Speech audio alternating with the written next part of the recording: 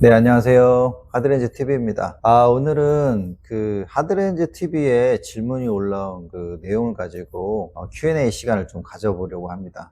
여러분들이 제일 궁금해하는 부분들이 거기에 잘 반영되어 있고, 또 그것을 하나하나 제가 또 설명드리면서 하드렌즈에 대한 궁금증을 좀 해소해 드리도록 하겠습니다. 자, 한번 제가 좀 볼까요? 올라온 내용 중에 제일 최근에 올라온 거, 금액이 얼마인가요? 그죠. 제일 중요한 게 금액이죠. 하드렌즈 금액은 다 다릅니다. 그러니까 제품 자체가 뭐 저렴한 거는 양쪽에 한 10만 원대부터, 좋은 거는 뭐 특수 렌즈 같은 경우는 뭐 80만 원, 드림 렌즈는 뭐 100만 원대, 그다음 일반적으로 보통 한 30에서 50 정도, 이렇게 이제 굉장히 다양하거든요. 근데 하드렌즈 자체가 왜 가격이 이렇게 다양하냐면 재질에 따른 차이가 가장 크고요. 산소 투과율이 낮은 게 있고 높은 게 있고, 회사마다 디자인들이 조금씩 다르다 보니 그 디자인에 따라서 어떤 렌즈 뭐 눈물 순환이라든가 아니면 뭐 특수한 설계라든가 이런 것들이 좀 들어가서 그런 것들에 따라 또 가격 변동이 좀 차이가 있습니다. 그러니까 우리가 모든 제품들이 다 그렇잖아요.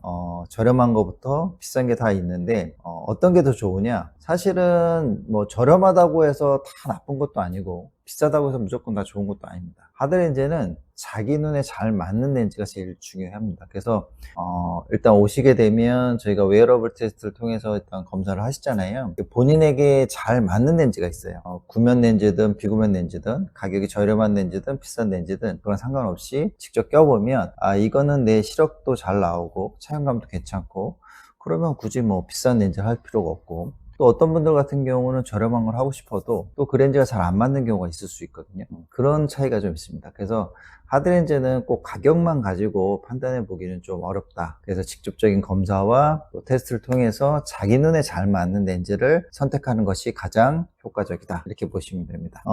그 다음에 또 올라온 질문이 있는데, 직경 9.8은 큰 건가요? 네, 이렇게 물어보신 분 있어요. 굉장히 디테일하죠. 사실 하드렌즈 직경을 일반인들이 알 수는 없죠. 네, 그 제품마다 좀 차이가 있고요. 저희가 갖고 있는 렌즈는 직경이 제일 작은 8.8 사이즈부터 가장 큰 뭐 10.0까지 있습니다. 물론 하드렌즈는 맞춤 제작이다 보니까 그 직경보다 더 작게 할 수도 있고 더 크게 할 수도 있죠. 이거는 그 검사하는 선생님들의 노하우와 뭐 경험들이 이제 바탕으로 되어있는데, 저희가 주로 많이 쓰는 것들은 9.6 사이즈를 제일 많이 씁니다. 저희가 주로 판매하고 있는 더 K나 더 X 같은 제품도 기본적으로 9.6으로 되어 있고요. 물론 이제 검사하는 과정에서 상황에 따라서 직경을 좀 더 크게 해야 될지, 아니면 어떤 분들 같은 경우는 그 동공 크기가 좀 작기 때문에 직경을 좀 줄여야 될지, 이런 것들을 저희가 이제 판단해 보거든요. 그래서 일반적으로 저는 9.6이 일반적인 제품이고 9.8은 그거보다 조금 더 한 치수 큰 거라고 생각하시면 돼요. 너무 큰 거는 왜 안 좋으냐면 각막을 좀 많이 덮잖아요. 각막을 많이 덮으면 각막 부담이 늘어날 수밖에 없어요. 그래서 직경이 큰 거는 일반적으로 좀 초보자들이라든가 검사를 처음 하시는 분들, 이런 분들이 좀 선호하거든요. 왜냐하면 썼을 때 이 질감이 조금 더 적습니다. 그래서 하드렌즈를 처음 쓰시는 분들한테는 좀 더 괜찮은 선택일 수도 있지만, 하드렌즈라는 게 뭐 한 달, 두 달 쓰는 게 끝나는 게 아니니까 오래 낀다라고 가정해 보시면, 그러면 각막 부담 좀 줄여주는 게 좋거든요. 그래서 실제적으로는 직경이 너무 큰 거보다는 작은 사이즈가 좋다. 근데 너무 또 작은 거는 이물감이 좀 커질 수 있어요. 눈에는 좋지만 내가 그것을 잘 견뎌낼 수 있는지 여부를 봐야 되거든요. 그러기 위해서는 이제 그런 검사들을 통해서 내가 어느 정도 필요에 따라서, 그래서 제일 중요한 게 고객님의 니즈가 제일 중요해요. 나는 좀 부담이 돼도 편한 걸 원한다. 그럼 직경을 좀 키우게 할 수 있고, 나는 눈의 건강을 위해서 조금 더 오래 쓰는 걸 원한다. 그러면은 직경을 좀 줄여야 될 수도 있습니다. 이거는 다 케이스 바이 케이스이기 때문에 고객님께서 그거를 잘 설명을 듣고 판단해 보셔야 됩니다. 9.8 사이즈는 큰 편은 아니고요. 그냥 일반적인 거라고 생각하시면 됩니다. 또 여기 보시면 하드렌즈를 샀는데 뻑뻑하고 건조하고 두통, 또 눈을 2초 이상 뜨고 있을 때 렌즈가 가라앉으면서 흰자가 조금 닿고 각막 쪽으로 압박감이 생기는데 피팅을 해봐야 할까요? 직경은 제일 큰 겁니다. 예, 이렇게 나오죠. 여기서도 직경이 좀 크다고 말씀하셨고, 지금 앞에 말씀드린 증상들이 직경이 커지면서 생길 수 있는 요인 중에 하나거든요. 이런 경우에는 직경을 좀 줄이면 도움이 될 수 있고요. 저희도 눈에 대한 정확한 검사는 오셔서 확인해 봐야지 그 내용을 알 수 있는데, 제 생각엔 직경을 좀 줄여서 본인 눈에 잘 맞는 커브의 렌즈를 쓰시면 좀 해결이 되실 것 같습니다. 하드렌즈는 피팅 전 며칠 동안 난시용 소프트렌즈 착용 금지인가요? 많이 물어보시는 것 중에 하나이긴 한데, 하드렌즈 검사를 받기 위해서 오신다고 가정을 했을 때, 기존의 렌즈를 끼시던 분들은 과연 며칠 정도로 렌즈를 빼야 되냐, 이거에 대한 질문이 굉장히 많아요. 소프트렌즈 같은 경우는 보통 저희가 한 3일에서 일주일 정도, 그 다음에 하드렌즈 같은 경우는 일주일 이상 빼시는 걸 추천하고요. 드림 렌즈를 끼다 오시는 분들도 있거든요. 드림 렌즈 같은 경우는 2주 정도 빼고 오시는 거를 추천합니다.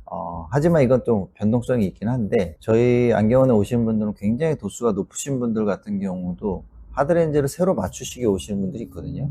그런 분들은 렌즈를 빼기가 굉장히 어려우신 분들이 있습니다. 그런 분들은 저희가 좀 더 특수하게 좀 검사를 좀 해서 렌즈를 뭐 하루나 이틀 정도만 빼셔도 검사가 가능하긴 합니다. 물론 이제 추후적으로 저희가 어떤 부분들을 조금 더 조정해 드릴 수 부분이 있으면 조정을 해 드리겠지만, 어쨌든 검사는 가능해요. 이게 왜 그러냐면, 우리가 일주일 정도를 빼세요 라고 얘기하는 거는 일주일 기간 동안 눈의 변화가 일정하게 변하는 게 아니고요, 보통은 하루 이틀 지나면 거의 다 돌아오긴 합니다. 근데 그 각막의 모양 패턴 자체가 완전히 정상적인 모양까지 돌아오기 위해서는 미세하게나마 나중에 그 며칠 동안도 변화가 있을 수 있거든요. 그래서 보통 한 2, 3일 정도면 거의 크게 한 90% 이상 돌아온다라고 가정해 보시면, 나머지 10%는 그 남은 기간 동안 변화가 된다, 이렇게 생각하시면 돼요. 그래서 저희가 검사할 때 그런 것들을 충분히 고려해서 렌즈 검사를 또 해드리기도 합니다. 네, 그거는 이제 잘 알고 계셨다가 가급적이면 일주일 정도는 빼고 오시는 게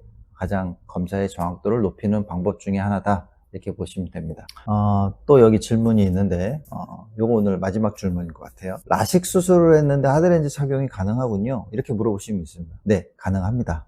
수술을 받으셔서 렌즈를 낄 수 없다라고 보통 생각하시는 분들이 굉장히 많아요.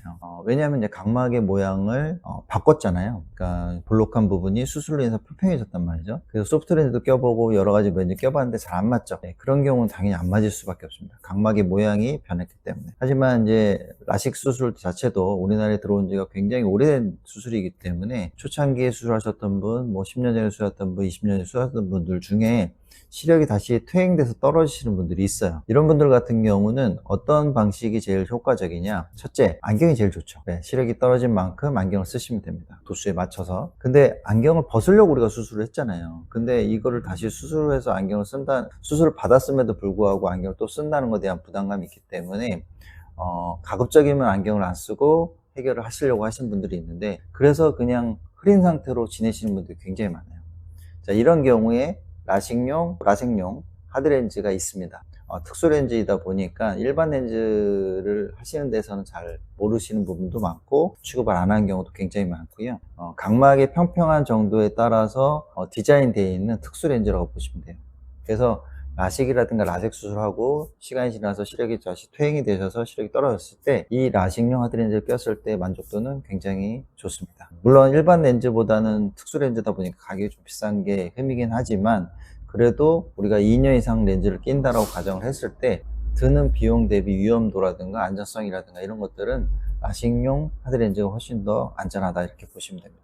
간혹 재수술에 대해서 문의하시는 분이 있는데, 재수술은 안과적인 측면에서 하는 거고요. 또 수술이라고 하는 게 한 번 더 해야 된다고 하는 리스크가 있기 때문에, 그런 불안함이라든가 걱정이 있다면 이 라식용 하드렌즈를 해보시는 것도 굉장히 효과적인 방법 중에 하나라고 보시면 되고요. 실제적으로 수술하신 분들의 각막의 표면이 좀 불규칙하신 분들이 많기 때문에, 라식용 하드렌즈 꼈을 때 생기는 시력의 퀄리티가 조금 더 선명하고 잘 보이시는 경우가 굉장히 많아요. 그래서 수술하신 분들이 이 렌즈를 맞췄을 때 만족도는 생각보다 괜찮다, 이렇게 보시면 됩니다. 오늘은 하드렌즈 Q&A 시간, 앞으로 질문도 굉장히 많은데요, 저희가 요건 좀 특집으로 중간중간 새롭게 만들어서 알려드리도록 하겠습니다. 감사합니다.